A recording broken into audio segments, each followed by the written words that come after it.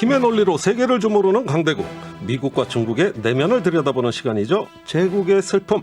한암석 서울시립대 중국어 문화학과 교수, 박진빈 경희대 사학과 교수 두 분 모셨습니다. 안녕하세요. 안녕하세요. 네, 자 요즘 또 미중 관련해서 그 뉴스들이 좀 쏟아져 나오고 있습니다. 먼저 7월 1일이죠. 중국 공산당 창당 100주년. 천안문 광장에서 열린 행사 어마어마하고요. 시진핑 주석이 연설을 1시간 넘게 했습니다. 연설의 핵심 뭐라고 요약할 수 있을까요? 예, 일단 뭐 행사 규모가 어마어마했죠. 항상 그렇지만 예. 스텔스 전투기의 헬기가 공중 열병식을 하고 예, 제20. 예, 예, 당 원로들도 대거 등장하고요. 음. 물론 이제 짱자민 주석하고 이제 주렁지 전 총리는 이제 고령이라 보이지 않았는데 여기도 조금 또 뒷얘기들이 있는 것 같습니다. 소문은. 천안문 제가 좀 이상적으로 봤던 건 이 천안문 광장에 7만 명이 모였다고 하는데 예. 모두가 노 마스크였다는 거죠. 아, 그래요. 약간 좀 그런 거를 또 과시하는 대외적으로 거죠. 예. 우리는 코로나 극복했다. 안전하다. 예. 예. 그리고 또 연설 내용이 1시간이라 굉장히 길었는데요. 제가 그냥 딱 하나만으로 요약하자면 중화민족의 위대한 부흥입니다. 예, 역시 그 얘기군요. 네. 예, 아주 잔뜩 민족주의를 좀 고취하는 예, 정말 뭐 위대한 부흥 뭐 이 얘기입니다. 그런데 연설 중간에 화제가 된 대목이 있습니다. 바로 이 얘기입니다. 외국 세력이 우리를 괴롭히면 머리가 깨져 피가 흐를 것이다. 아, 제가 참 어떤 분들은 뭐 머리를 깨버리겠다 이런 게 그 정상 연설에서 나온다. 한국에서도 뭐 어떤 이렇게 또 정치권에서도 많이 뭐 이렇게 뭐가 깨지고 이런 얘기가 있어서 저도 좀 약간 예. 예, 좀 그렇긴 했는데요. 예. 그런데 하 교수님은 이게 뭐 그렇게 크게 보지 않아야 된다는 입장이신 거죠? 예, 그러니까 이게 시주석 발언의 요게 굉장히 부각이 돼가지고 전 세계 언론이 여기 집중을 했는데요. 예. 저는 조금은 이제 센 뉘앙스는 맞는데 예. 조금 이제 내재적으로 파악해볼 필요는 있다. 이제 이런 생각이 듭니다. 그렇군요. 정확히 워딩을 보면요, 그 구절이 어떠한 외국 세력이 우리를 괴롭히거나 노예화하는 것을 중국인민은 절대 용납할 수 없다. 예. 누가 이런 망상을 하면 14억 중국 인민들의 피와 살로 만든 강철 만리장성 앞에서 머리가 깨져 피가 흐른다. 아, 예. 아니 뭐 맥락 다 봐도 과격한데. 네, 과격은 한데 근데 이게 좀 흥미로운 거는요. 이게 사실은 중국의 국가인 이용군 행진곡의 한 구절을 가져다 쓴 겁니다. 의용군 행진곡. 예, 중국의 국가죠. 그래서 네. 이제 그 이용군 행진곡 첫 가사가 일어나라 노예가 되기를 원치 않는 사람들이요, 인민들이요. 예. 우리의 피와 살로 새로운 만리장성을 세우자 이런 얘기가 있거든요. 바로 그 구절이네요. 예, 정확히 네. 구절을 조금 이제 바꿔서 얘기를 해서 좀 이게 제 생각에는 요 안에 들어있는 건 좀 뭐라 그럴까요? 국가와 당, 인민의 관계, 좀 내부의 메시지도 되게 컸다라는 거고요. 예. 또 사회주의 국가들이 보통 또 이게 당의 행사였지 않습니까? 국가 행사가 아니라. 예. 이 사회주의 국가들이 좀 발언들이 좀 뉘앙스가 셀 때가 있습니다. 이게 아마 북한 같은 경우도 저희가 좀 메시지를 보면 가끔 예. 좀 저희가 받아들이기 힘들 뜨악하는 정도의 것들이 있죠. 예. 무슨 뭐 학교에서 서로 막 이렇게 싸움할 때 욕하듯이 이런 것들이 있는데 예. 그러니까 중국도 사실은 뭐 북한 정도는 아니지만 조금 이제 이런 지금 막 이렇게 막 그 견제 G7 얘기 나오고 미국의 견제가 나오고 예. 그런 과정에서 좀 내부적으로 대외적으로 좀 이 정도의 어떤 메시지를 주겠다 이런 건데 하여튼 조금 메시지는 저희가 조금 이 들리는 것보다는 조금 약하게 받아들일 필요는 있다가 개인적으로 하 생각합니다. 교수님 말씀 듣고 보니까 사실 서양 국가들도 그 국가 대부분이 굉장히 과격하고 피 흐르는 건 기본이잖아요. 그렇죠. 목을 네. 베고 뭐 적의 네. 더러운 피가 물처럼 네네. 흐르고 뭐 죽기를 네. 각오하고 뭐 네네. 이런 강한 것. 왜냐하면은 근대 국가 형성 과정에서 혁명을 거치면서 됐기 때문에 예. 그런 내용들이 많고 한데 저는 언론 보도에서 요 굉장히 자극적인 부분은 얘기하면서 이게 국가의 일부를 인용했다는 말을 들어보지 못했거든요. 아, 그래서 네. 굉장히 좀 선정적으로 보도한 게 아닌가 그런 생각이 드네요. 예. 의도적으로 또 이제 서로들 지금 감정들이 격해져 있기 때문에 이런 얘기들이 좀 서로들 이렇게 많이 나온 게 아닐까 생각도 듭니다. 예. 사실은 그 2049년이 또 국가 창설 100주년이기 때문에 네네. 지금 한창 국민들 막 동원하고 그렇죠. 예, 조금 더 진군하고 나가자 이런 쪽의 어떤 정서로 많이 쏠려 있는 건 사실인 것 같아요. 네네. 자, 그런데 이번 행사는 공산당 창당 100주년이에요. 네. 이렇게 공산당 일당 독재 체제가 굳건히 이어져 온 역사, 이걸 어떻게 봐야 될까? 이게 시진핑 주석 말대로 자랑스러운 역사냐? 아니면 독재의 역사냐? 네. 예, 두 가지 시각이 있죠. 네. 그러니까 좀 요즘에 시진핑 시기 들어서 굉장히 압박, 검열 이런 것들이 심하니까 좀 저희가 생각할 때는 이렇게 통제를 잘 해온 것이 중국 공산당의 어떤 100년의 나름대로 그 이끌어온 하나의 힘이 아니겠느냐 이런 쪽으로 보기도 하는데요. 네. 권위주의적인 모습이요. 예. 근데 좀 중국이 이렇게 소련이나 다른 사회주의 국가들은 다 몰락할 적에 살아남은 이유는 오히려 좀 유연한 탄력성이 아니었나 싶습니다. 이걸 아. 100년으로 길게 보면 예. 그러니까 오히려 이제 교조주의를 탈피하고 자기 현실에 맞게 이데올로기적으로 유연하게 서로 이렇게 가기도 하고요. 예. 개혁개방 이런 것도 보면 실제로 사회주의 국가들이 선택할 수 없는 시장경제나 자본주의를 수용해서 예. 또 중국 경제를 성장시키기도 하고 또 한편으로 이걸 업적 정당성으로 만들어서 국민들의 지지를 끌어내는 예. 이제 그런 좀 유연함이 있었다라고 보고요. 물론 저희가 생각하듯이 단속 통제, 뭐 민주의 부재, 또 한편으로 지금 또 사회주의 국가인데 상대적으로 불평등이 확산되는 것 이런 것은 앞으로 저희가 좀 중국 공산당이 계속 유지가 될 수 있을지 없을지 예. 좀 지켜봐야 될 포인트인 것 같습니다. 그 서구의 시각으로 보면 일당 독재, 권위주의로 회귀하고 있는 중국 공산당은 맞는데 그 대신 경제적 성장이 워낙 껄목해서 네. 인민들 입장에선 이런 일당 독재를 수용하게 되는 것이다. 오히려 당의 성공을 더 인정하고 그렇죠. 추종하는 것이다. 이런 해석들이에요. 네, 업적 정당성이라고 보통 서구학자들이 많이 부릅니다. 아, 그렇군요. 네, 그 업적을 통해서 자기들의 어떤 정당성을 예. 끄집어내고 또 한편으로 중국 인민들의 입장에서는 일단 정통성 자체를 혁명을 해서 만든 나라다라고 하는 예. 거, 또 나름대로 그 서구라든가 내전 속에서 나름대로 이 혁명을 통해서 집권을 했다라고 하는 예. 거기에 정당성을 또 부여하는 측면들이 있는 것 같습니다. 예. 자, 이번 연설에서 역시 또 홍콩, 대만 네. 이야기 나왔는데 지금 홍콩이 굉장히 그 비극으로 치닫고 있어요. 그쵸. 언론인들 검거되고 홍콩 국가보안법 1년 시행됐습니다. 네. 그럼 이제 민주주의의 앞날 어떻게 되는 겁니까? 그러니까 이번 7일이 공교롭게도 그러니까 공산당 창당 100주년이지만 홍콩 반환 24주년이기도 했고요. 예. 말씀하신 것처럼 국가보안법 시행 1주년이죠. 참담합니다. 아, 참담하군요. 특히 언론사들이 폐간된 거. 그러니까 예, 이 빙과일보. 빙고르바오라고 이제 이게 애플데일리인데 예. 사실 여기는 조금 이제 저기 언론으로 보자면 약간 황색지긴 합니다. 예. 저희 스포츠 신문처럼 약간 연예 가십이나 좀 약간 야한 사진 이런 것도 많이 올리고 예. 그래서 조금 그런 면도 있지만 한동안 또 이 반중의 이 보루처럼 활동을 하는 것도 있거든요. 예. 근데 여기는 아예 폐간이 돼버렸고 또 입장신문이라는 곳이 있는데 여기는 좀 진보지입니다. 저희로 예. 치면 한겨레나 경향 같은 곳인데 음흠. 여기는 지금 필진들을 보호하기 위해서 여태까지 올라왔던 기사를 웹사이트에서 전부 다 블라인드 처리해버렸죠. 아, 그래요? 예, 지금 언론인들도 많이 잡혀갔고 정치인들이나 활동가들도 계속 잡혀가고 있습니다. 예. 1년 사이에 다 국가보안법에 걸려 있고요. 예.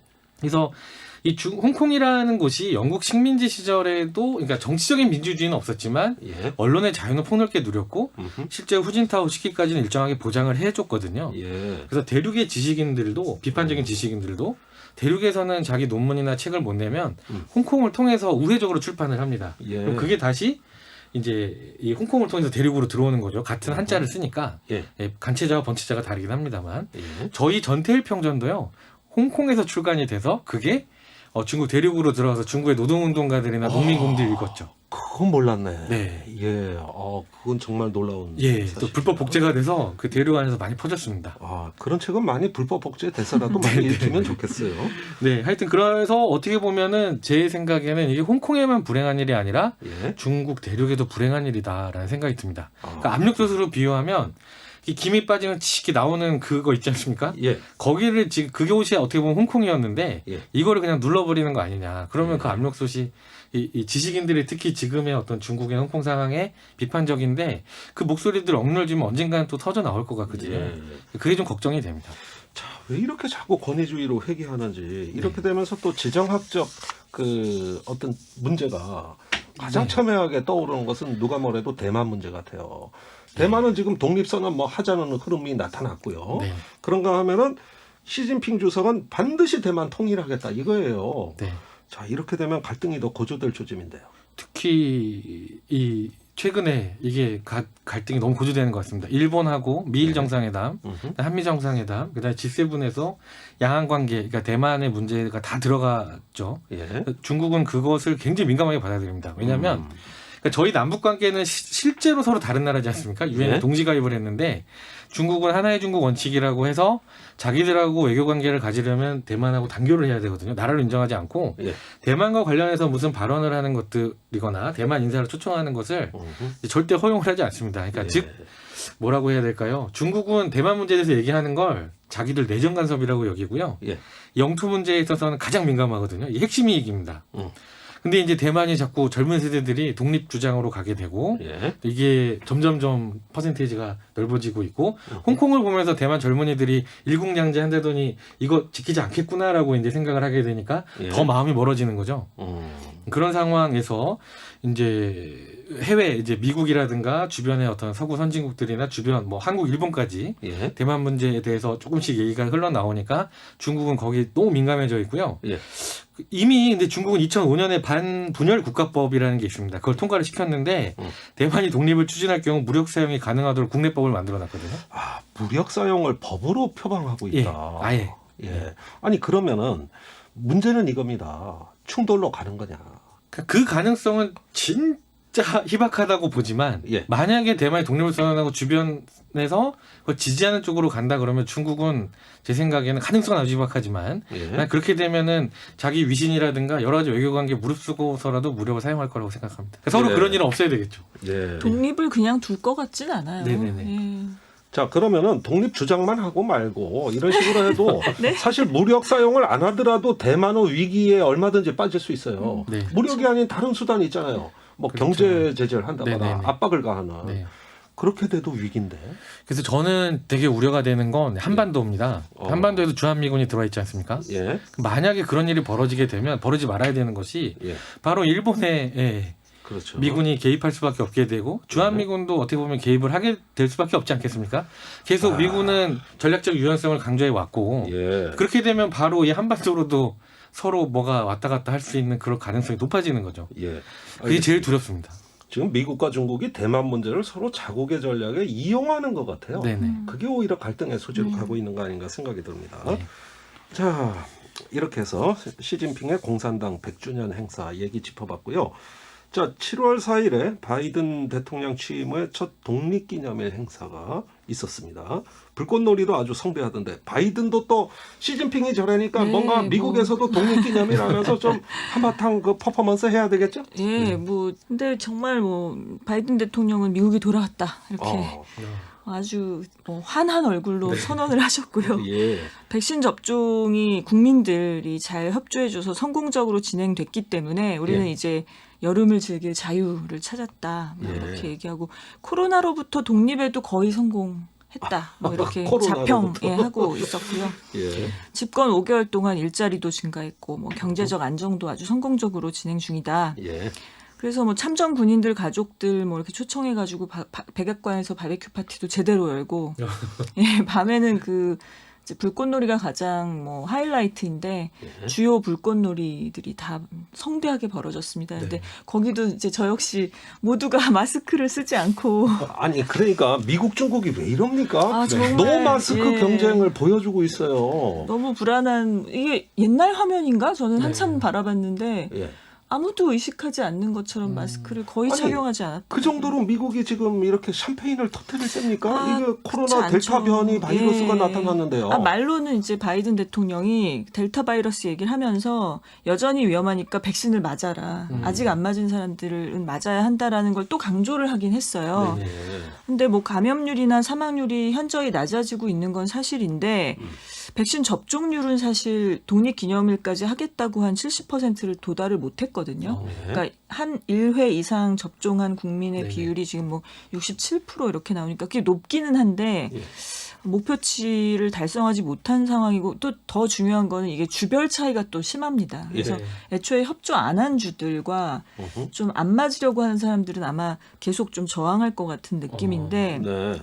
그런 상황에서 이렇게 전국적인 이게 독립기념일이 미국 사람들은 굉장히 또 큰 행사라서 가을에는 그 추수감사절이 추수감사절. 있지만 네. 봄에는 봄 여름엔 요게 제일 크거든요. 그래서 네.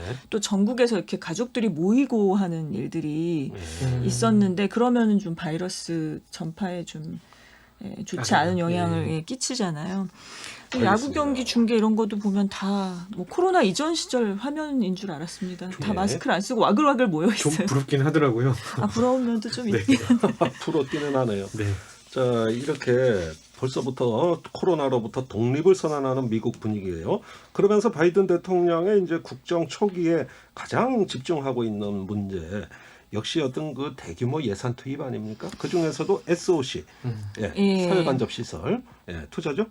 그 뭐 지금 한 953억 달러, 우리 돈으로 1,000조 원이 넘는 1,370조 예, 70조라고 하는데 주로 일자리 창출 목표로 하는데 도로나 전력이나 전산망, 대중교통 이런 게 사실 미국 네. 가보시면 굉장히 낙후해 있잖아요. 네. 이제 이런 것들을 현대화하는데 이 이제 인력을 동원하는 것, 고용하는 것에 이 돈을 쓰겠다라고 해서 예.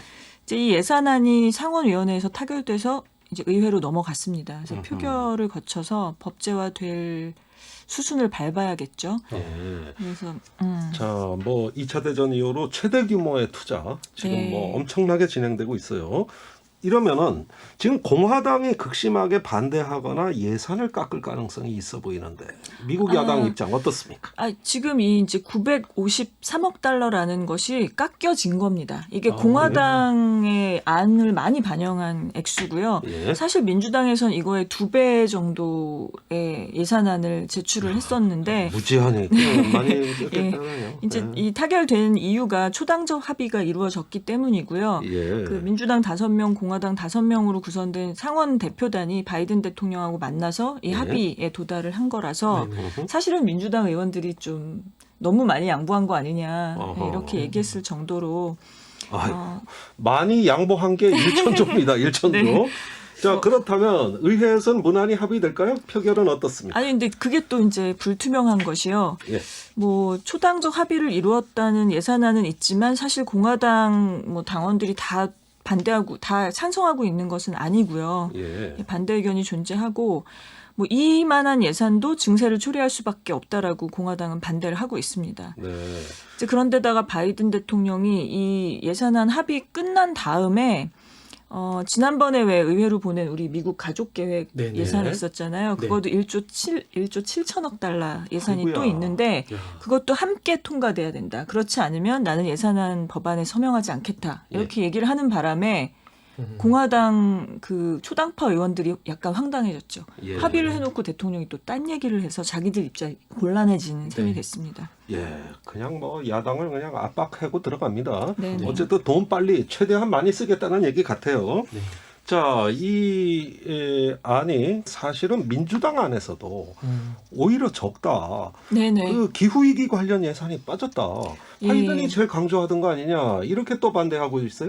그렇죠. 그 애초에 민주당에서 원한 예산 규모가 2조 2천억 정도였는데 절충 과정에서 사실 반 정도로 줄여진 거고 근데 줄일 때 그 기후 위기 관련 부문을 너무 줄인 게 아니냐 뭐 이런 네. 문제 제기가 있습니다. 그래서 이제 주목할 것은 그 하원 의원 중에 굉장히 돋보이는 의원이죠. 그 뉴욕 14구에서 재선한 알렉산드리아 오카시오 코르테즈 AOC라고 불리는 맞습니다. 이분이 이제 그린 뉴딜이라는 정책 전환 주동자인데요. 예. 이 사람의 주장이 경제랑 환경을 이렇게 따로 정책화할 것이 아니라 환경 문제를 돕는 경제 부양책을 해야 한다. 그래서 예. 이 두 개를 결합시켜야 한다라고 주장을 하고 있습니다. 그래서 아. 이 타협안이 나왔을 때 바이든 대통령을 가장 신랄하게 비판을 하면서 사실은 그 타협안이 나온 날 양당이 좀 축제 분위기였는데 이 지지자들은 백악관 앞에서 막 반대 시위를 하고 그랬습니다. 예, 너무- 사실 맞습니다. 너무 멋있는 것 같아요. 멋있어요? 이분 저는 개인적으로 팬입니다. 네. 그러니까 우리나라로 치면 음. 좀 장혜영 의원이나 류호정 의원 이렇게 비슷하다고 해야 될까요? 그런데 또 하여간 이분이 그 굉장히 그 자기 현실 직업에서의 경험과 가족 맞습니다. 문제 이런 네. 것들을 끌고 들어와서 굉장히 설득력 있는 이야기들을 하고 네. 어허. 대중적인 지지층을 모으고 있고요. 음흠.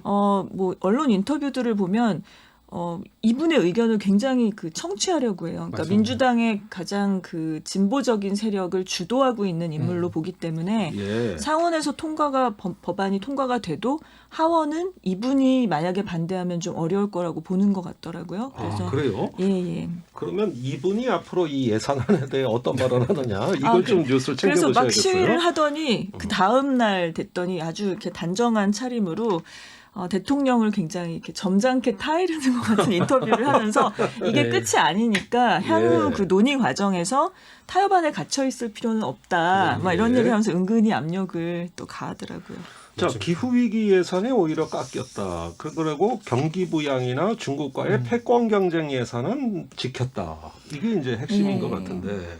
그런데 지금 미국이 처한 상황 보면은 완전히 어떤 이상기후입니다. 미국 네네. 서부하고 캐나다에 폭염이 덮쳤어요. 네. 기온이 47도까지 올라갔다. 예. 이게 지금 수백 명이 사망하는 이런 소식인데 전력난에 물 부족 사태까지. 네네. 이렇게 보면 그 코르테즈 의원 얘기가 맞는 거 아닙니까? 그렇죠. 예, 특히나 이제 빈곤층 같은 경우에 기후 위기나 어떤 환경 문제, 뭐 공해 이런 것들이 발생할 경우에 그 스스로의 힘으로 이걸 대처할 여유로운 능력이 없다는 거죠. 네. 그렇기 때문에 가장 큰 피해를 입기 때문에 이제 이들에 대한 관심이 곧 환경 문제를 해결하는 것이기도 하다라고 주장을 하고 있고요. 예. 뭐 놀라시겠지만 뭐 더위인데 왜 이렇게 사람이 많이 죽어하는데 이 지역은 원래 그 네. 북서부 지역은 여름에 좀 서늘한 지역이었거든요. 네. 네. 그래서 사실 제 지인들도 그 지역에 사시는 분들은 에어컨이 집에 없었어요. 예, 그래서 올해 갑자기 필요해서 예. 사려고 했더니 또 없다는 거죠, 그렇죠. 에어컨이. 예, 코로나 때문에 또 그 뭐 생산 라인에 차질이 있었잖아요. 그래서 예. 10월에나 설치해 준다고 해서 예. 다 패닉에 빠지고 막 이런 상황들이더라고요. 예. 그러니까 한 번도 겪어보지 못한 네네. 예, 그런 어떤 이상기후에서 지금 대책을 세울 수도 없는 형편이에요. 네. 그렇죠. 그러면 당연히 극빈층이 먼저 타격을 맞습니다. 입을 거고 예. 또 인프라 예산을 짜더라도 이런 부분에 대한 보완을 해서 뭔가 좀 어떤 그 기후 위기에서 생존할 수 있는 네네. 예, 또 서민 위주의 예산이 돼야 되는 거 아닙니까? 그렇죠. 그 아까 말씀드린 AOC 같은 분이 말하는 게 그런 건데요.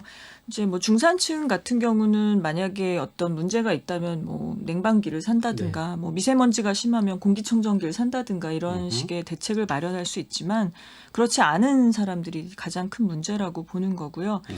근데 대부분의 환경 정책이나 환경을 국가는 또 산업으로 생각을 해서 굉장히 대기업의 기술 개발하는 지원금 주는 정책 뭐 이런 걸로 연결을 하고 만다는 거죠. 네, 그래서 그렇습니다. 그렇게 하지 말고 사회 구조를 변화시키고 빈민과 환경을 직접 개선하는 곳에 국가가 돈을 써야 한다. 예. 그런 얘기를 하고 있는 것이죠. 알겠습니다. 의회에서 이런 이야기가 다 나올 것 같습니다. 네네. 이 부분 한번 우리도 타산지석으로 참고하시는 게 좋을 것 같습니다. 자, 그동안에 미국, 중국의 다양한 면모를 두 분 덕분에 아주 알차게 저희가 들여다볼 수 있었어요. 제국의 슬픔, 오늘이 마지막 시간이네요. 박진빈 경희대 사학과 교수, 하남석 서울시립대 중국어 문화학교 교수 두 분 수고 많으셨습니다. 안녕히 계세요. 감사합니다.